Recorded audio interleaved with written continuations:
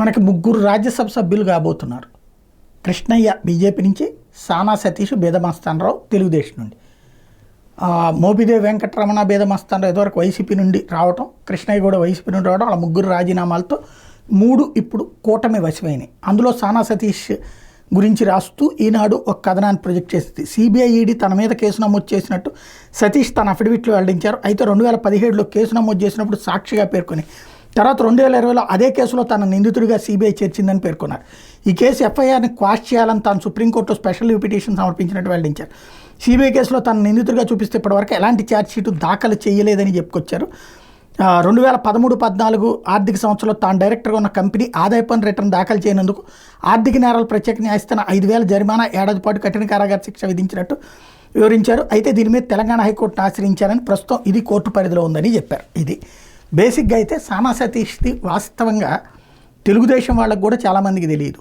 కానీ ఆయన స్పెషాలిటీ ఏంటంటే అప్పట్లో ఒక్కసారి 2019 ఎలక్షన్స్ ముందు గుర్తుకు తెచ్చుకుంటే జాతీయ స్థాయిలో పెద్ద వివాదం జరిగింది. నరేంద్ర మోడీని టార్గెట్ చేస్తా ఐఎన్డీఏ కూటమి, ఇప్పుడంటే ఐఎన్డీఏ అప్పుడు యూపీఏలో కీలకమైనటువంటిది రాహుల్ గాంధీ నుంచి వీళ్ళందరూ కూడా ఒక అంశాన్ని రైజ్ చేశారు. సిబిఐని మ్యానిపులేట్ చేస్తున్నాడు, సిబిఐలో అవినీతికి పాల్పడుతున్నాడు, సిబిఐ ద్వారా అక్రమానికి చేస్తున్నాడు అంటే అప్పుడు సిబిఐ డైరెక్టర్కి అడిషనల్ డైరెక్టర్ ఆస్థానా శర్మల మధ్య వివాదం వచ్చింది. వీళ్ళిద్దరూ ఒకళ్ళేమో బీజేపీ అనుకూలరు, ఒకళ్ళేమో కాంగ్రెస్ పార్టీ అనుకూలు. కాంగ్రెస్ టైంలో పెట్టబడినటువంటి వ్యక్తి బీజేపీ వచ్చిన తర్వాత లంచాలు తీసుకున్నాడు. వాస్తవంగా వాళ్ళిద్దరి మధ్య గొడవలు ఇరుక్కుపోయింది సానా సతీష్. వాళ్ళిద్దరు గొడవలు ఇరుక్కుపోయింది సానా సతీష్ ఇందులో ఒకళ్ళకి లంచం ఇచ్చారన్నటువంటి పాయింట్లో సాక్షి అయ్యారు. అది మోడీకి యాంటీగా కాంగ్రెస్ పార్టీ రైట్ చేసినటువంటి అంశం ఆ రోజున.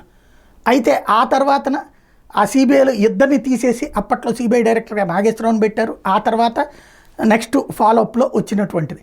అయితే ఆ సందర్భంలో సుప్రీంకోర్టు జోక్యం చేసుకుని ఈ వ్యవస్థల మధ్య సంఘర్షణ తీర్చే సందర్భంలో మధ్యలో ఇరుక్కుపోయినటువంటి సానా సతీష్ చివరికి తను నిందితుడిగా మారినటువంటి పరిస్థితి అది. అయితే అలాంటి సందర్భంలో తట్టుకు నిలబడ్డ పిండం తెలుగోడి వ్యవహారం అక్కడ దాకా వెళ్ళి జాతీయ రాజకీయాలలో ఒక దాన్ని ఏమంటారు సంచలనం సృష్టించినటువంటి పర్సన్. అతని గురించి ఢిల్లీ సర్కిల్స్లో అయితే కనుక మంచి ఏది సానా సతీష్కి చెప్తే ఏ పనైనా అయిపోతుంది, ఏ రాష్ట్రంలోనైనా దేశంలోని ఏ మూలైనా సరే చేసేయగలడు. దానికి సాక్ష్యం మనం చెప్పక్కర్లా, ఆంధ్రజ్యోతినే రాసింది మొన్న ఈ మధ్యన డైరెక్ట్గా ఫ్రంట్ పేజీ స్టోరీ. దాన్ని బట్టి అర్థం చేసుకోవచ్చు. But A one influenced person ప్రస్తుతం తెలుగుదేశం పార్టీ తరపున ఆయనే కనబడుతున్నాడు.